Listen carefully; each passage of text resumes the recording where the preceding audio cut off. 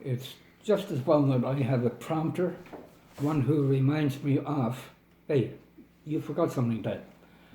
What I did forget is, I mentioned that my dad came home on leave to Latvia, and he was there on March 5th, my birthday.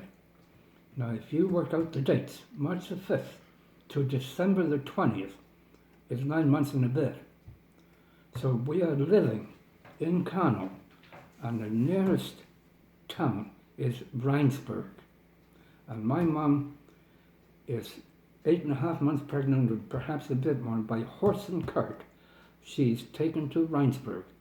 In Rheinsberg there is no hospital, but they did have doctors that owned their own homes with several bedrooms that they would accommodate patients. I remember going by horse and cart again to Rheinsberg to see my mum, who had just given birth to Harold. So I think it might be December 22nd or 23rd of 1943 that I went to Rheinsberg, like I said, and I saw Harold and Mum, who was not well. She was in bad shape, but obviously she made it. There. In case anybody should think that Harold was born in Latvia, he was not. Mm-hmm. So, I mentioned before that Ravensbrück is a concentration camp. What the Russians were doing throughout their occupied part of Germany, in other words, East Germany, and then there's West Germany that belongs to the British, and Southern Germany that belongs to the American. The French had a little bit of Germany, but tiny little piece, right on the French border. So the Russians were rounding up all non-Germans that lived in East Russian zone. It was called a zone. They rounded up non-Germans, no matter what the nationality is. Bulgarians and Romanians and Latvians and Ukrainians and many Russians that were fleeing communism. They were fed up with the promise that Stalin made them, so they escaped from Russia into Germany, and they got caught by the Russians and they got shipped off. And one of the shipping ports was, they rounded us up, and the nearest camp of any kind was Ravensbrück. No longer worked as a concentration camp, but it was like a departure point towards Siberia. So they had a rail line, a railway line, right outside. And yes, okay, let me step back a little bit. So the Russians came one day on November the 4th. They had a big army truck, American army truck. There was something called the Marshall Plan. I don't know if you've heard of it. Mm-hmm. Americans lent in millions upon millions of dollars, and jeeps and ammunition, and probably these Tommy guns that I'm on about, and army trucks and so on. And the Russians were supposed to repay them. Anyway, that's politics. I'm not interested. But they put us in the back of the army truck, including one Latvian woman that lived in an old mill that at one time had been water powered. In my time, the mill was not working, but it was a big mill, a big building. There must have been a lot of people working there. So this particular woman, she was pregnant, and I actually helped push her into the front of the truck, and including Mom. But us kids, we climbed in the back of the truck, and we were taken to Ravensbrück, the concentration camp, run by Russians and run as a departure point with a train outside. You board after you register, etc. And they, whatever processing paperwork needs, the Russians weren't big on processing paperwork, but they did what they did. Anyway, we were in there from November the 4th till just before Christmas. And one particular time, and we slept on straw, wooden cots. There were 3 high and 4 high, wooden cots up against the barrack walls. And one room might have held about 50, 60, 70 inmates at one time. But when we were there, the room was more or less half empty. But the other barracks, there were lots of them. They were being occupied by the train came in more or less every day, took people from there on their way to Siberia. So this Latvian woman who lived in Kano, we barely knew her, but we were together now. And she called us all together one time, and she said, I'm going to tell you your future, your fortune. Mm-hmm. So the only possession that she had was a deck of cards, tarot cards. And she laid these cards out for us. And we all know that we're going east. Everybody's going east. Long, long trip. And she said, you're going on a long trip. You think you would have been headed to Siberia? Oh, of course. Yeah, okay. That's the Right. only purpose. That was the point, yeah. That was the purpose of Yeah. what they're doing. Yeah. We were foreigners in Germany, not wanting to be occupied by Russians. Yeah. That's the reason we're in Germany. We're fleeing them. And they didn't like that. Stalin didn't like it. Send them off to Siberia. It needs populating anyway. So she said, you are not going east, you're going west. It meant nothing to us. We didn't believe it. But soon after that, there's a train outside, ready to pick up the next load of volunteers to go to Siberia. And I'm in and out of the carriages and looking around for things, whatever. I'm 9 years old. And I see 3 women coming up towards the bank with the train up on top of the bank. They're climbing this fairly steep embankment. And they have a bundle in their arms, one of them has. And she opens up the bundle and it's a stillborn baby. They wanted me to dig a hole. It's Christmas time, it's cold in Germany. We're talking northern Germany. I have no tools of any kind. The ground is frozen. There's a little bit of snow there. But by the side, I couldn't dig. But by the side of the track itself, there's something called a gabion stone, relativized, and it's encased with these gabion stone. So they're about not egg shaped, but egg size. It's a stone, so I scoop out. I take one at a time and I create a cavity that maybe is 8 inches deep. And I put the little baby in there, cover his face, well, it was covered up. Yeah, and I put this gabion stone back on top, a little mound. There. Wow. I buried the baby. That's incredible.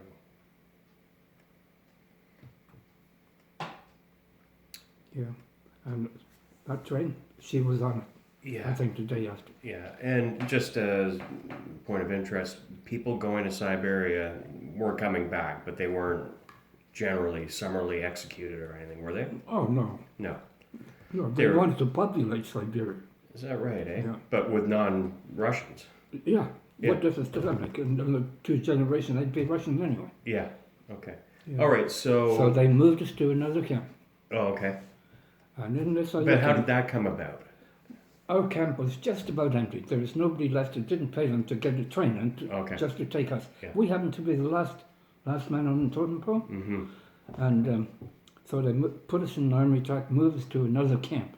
Yeah. This camp was a lot better because under German rule, the camp was housed by SS soldiers that guarded the concentration camp.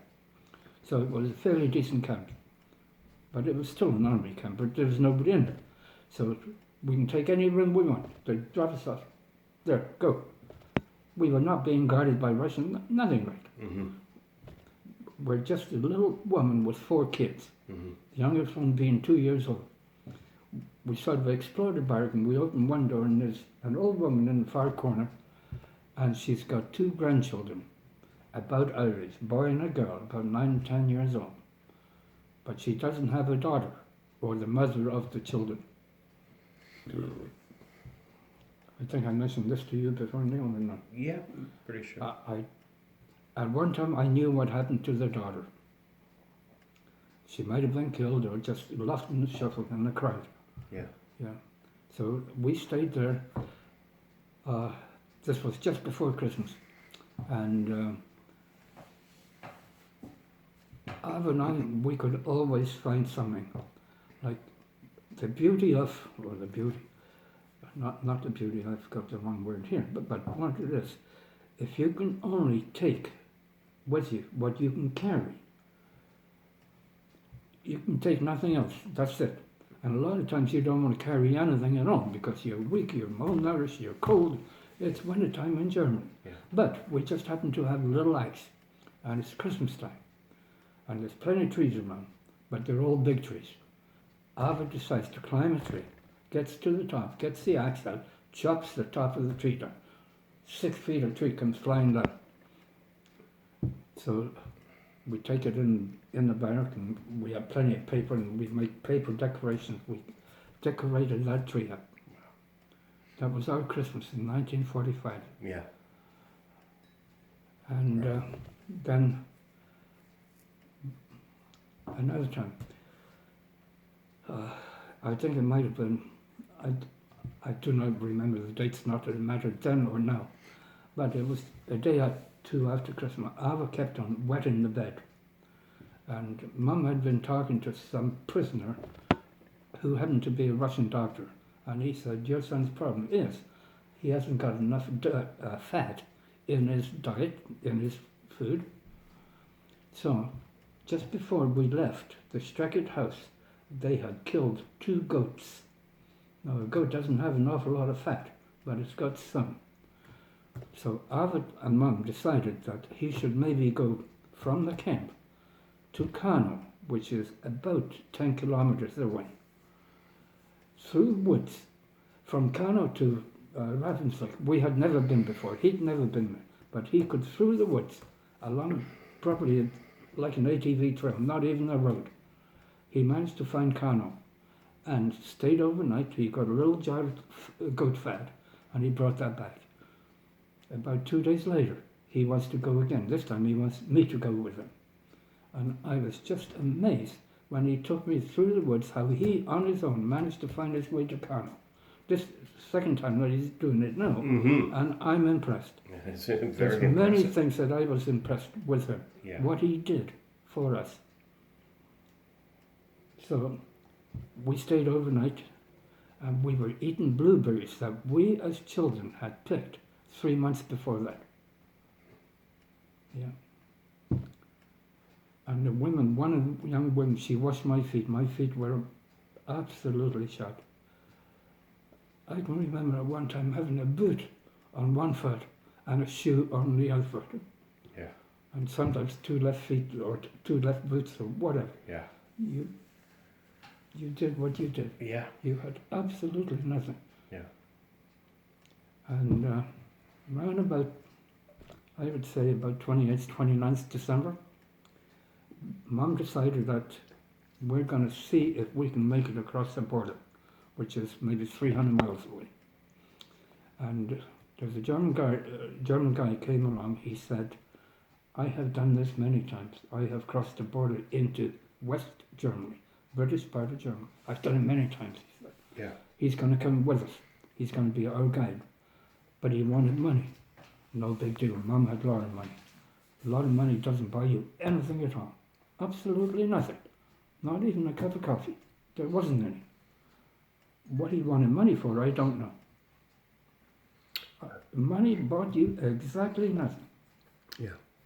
But you said the border was 300 miles away? About that. Yeah.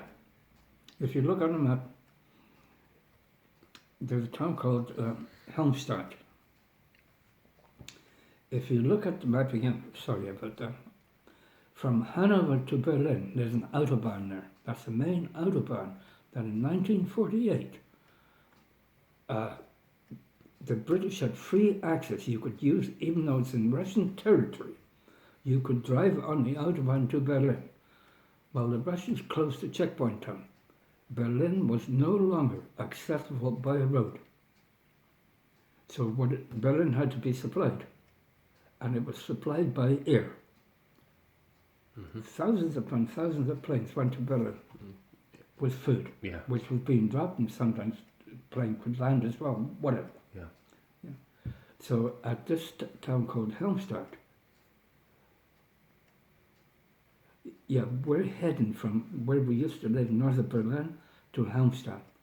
And we are at different times. Occasionally, we might catch a train that could run for about 10 miles before a bombed out section or a bridge that had not been repaired, and then the train had to come back. And anyway, most unreliable.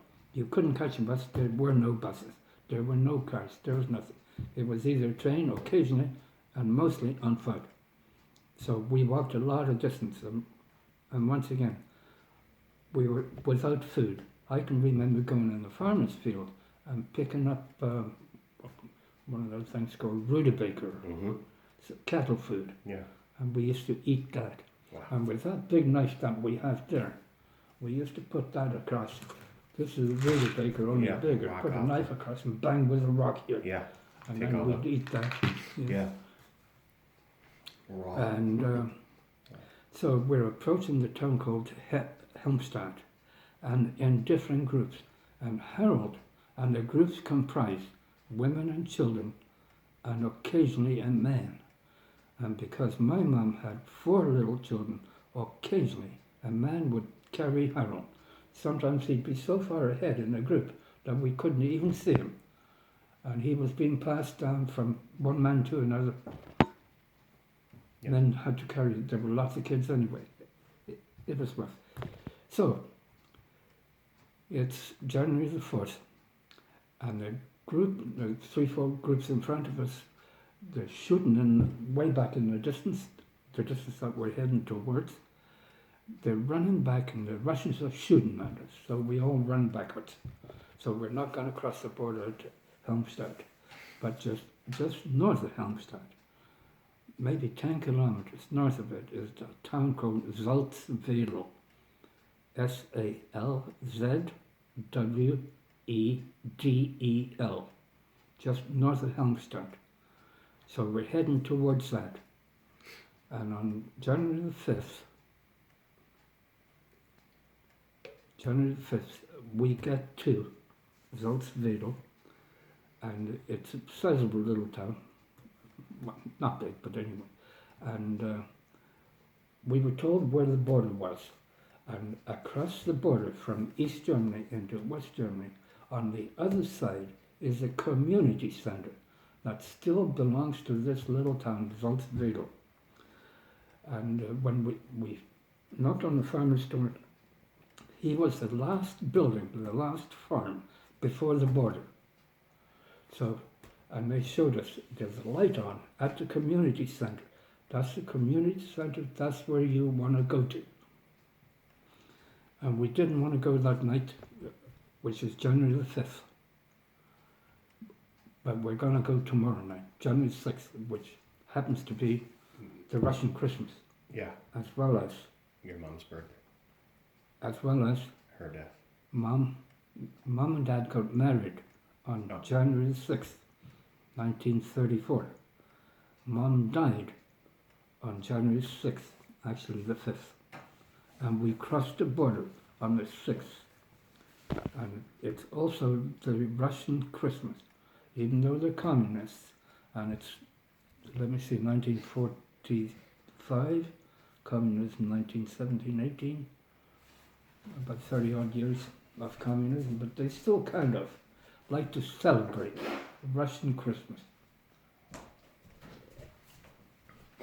So the last night, January the 5th, we slept in the barn, covered in straw and hay, like we often did. And so the day after, we knew exactly where we had to go. It's January 6th now, and we're going to cross as soon as it gets dark. January 6th, it gets dark at 5 o'clock, soon after that. And this is when we left the farmhouse. And we didn't have far to go, maybe half a kilometre or something. We had to cross a little bit of a ditch that had barbed wire on one side, ditch, barbed wire on the other side. Yeah. And then community centre over there that we're aiming for, which is what we did. And when we opened the door and we went in the community centre, there were lots and lots of people in there, not in the main hall itself. It was like a small room before you get into the main, maybe used as an office or perhaps even a kitchen. There were lots of people in there. the first thing they did, they stuck a bun with a sausage in our hand, and the DDT came up. DDT is delousing. We all had lice and bugs and so in the armpits, in the hair, everybody's just being deloused. And a register put it in front of you, sign your name here, put your date and time, which is what we did.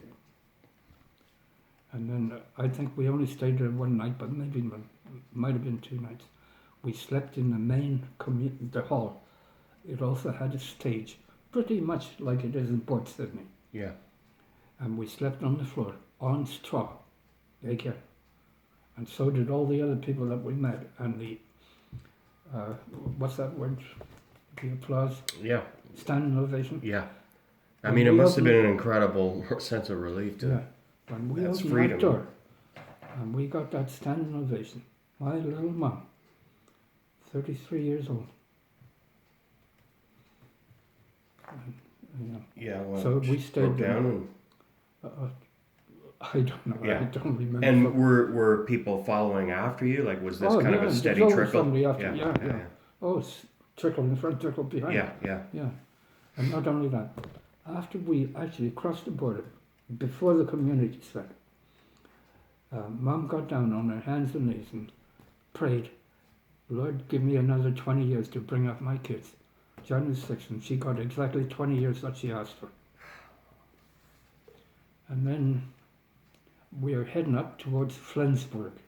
This is where my dad, the last communication letter that we got from my dad was around about May time, 1945. So we knew that he was being held as a prisoner of war by the British. And there's a big difference between the British and the Russians, let me tell you. So we're making our way north now. Distance might be 100 miles. And Flensburg is right on the Danish border. And that's where your dad was. yeah, Yeah. he was in a camp. Yeah. And I keep on thinking about this, but one particular time we are in a railway station and it had an awful lot of tracks going across. So it must have been a major junction kind of place, you know, where trains come and go and so on. And one particular set of rails had been bombed. And I remember the rails coming up like this with a twist to them. And the rails still had ties attached to them, but they were broken apart. Yeah. And in the distance over there was a train that had stopped, but it was full of British soldiers. And so Al and I fooling around inspecting this rubber thing and bomb crater down below there and so on. And somebody must have given a whistle, you know. So we went running over. When British troops went for an all-day trip somewhere, they are given a paper bag full of cheese sandwiches or whatever. And this is what they gave us. Leaning out of the train, it's giving us bags of whatever was given to them for their lunch. Yeah. They gave to us. Wow. Never forgotten that. Yeah. They didn't have to do it. Great gesture. Yeah. And then we carried on to Flensburg. And we went to the Red Cross. Meanwhile, we had booked into an army camp. Now, my dad is being held in Flensburg as a prisoner of war. But this army camp that we went to, it was just Latvians in there. I'm sure there must have been other camps that housed Ukrainians, Estonians, whatever. So we stayed there for a couple of days till somebody said you should go to the Red Cross in Flensburg, number 19 Theobaldstrasse. So we go there, we registered with him, and yes, we have your father here. He's a prisoner of war. He's going to be notified tomorrow that he can find his family in that particular camp there. And when we came out of there, Mom said to us, I'm trying to translate exactly. It looks like we're going to be reunited with your dad. It would be better if he didn't know everything that happened to us. Mm-hmm.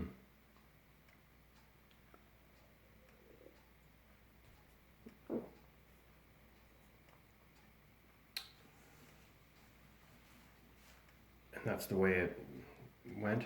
Yeah. Yeah. I think it was the day after that pop came. Mm-hmm. Well, he would have, known that you didn't have an easy time. That's for sure. Just being war, right? Yeah. Okay.